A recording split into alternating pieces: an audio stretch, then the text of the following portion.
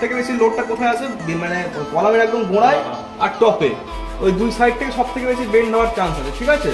তো সেই জন্য তোমার একটা ছোট একটা বড় তোমার সবসময় মিডিলে জমি, যদি তোমার 3 রাত সবসময় হাইট 3 ভাগে ভাগ করলে কত হচ্ছে 1200 1200 1200, তো মিডিল 1200-তে ল্যাপিং পোর্শনটা থাকবে।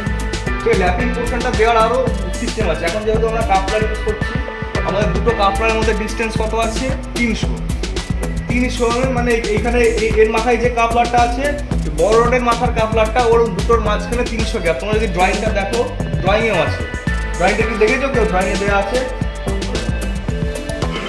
ড্রয়িংটা যদি ভালো করে দেখো, ড্রয়িংয়েও দেখবা দেওয়া আছে দুটো কাপলারের মধ্যে ডিস্টেন্স হচ্ছে তোমার কত 300 mm।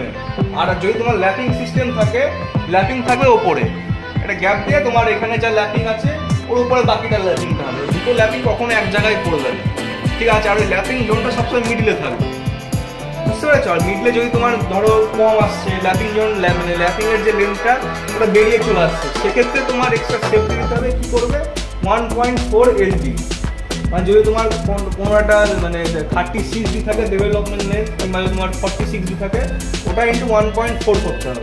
1.4 মানে প্লাস, মানে প্রায় 1.5 গুণ, ল্যাপিংটা 1.5 গুণ দিতে হবে, বুঝতে পেরেছো? এটা হচ্ছে সিস্টেম। রিংয়ের রিং যে হুকগুলো তোমরা ঠিক করে ইয়ে করো না, ওগুলো করতে হবে, বুঝতে পেরেছো?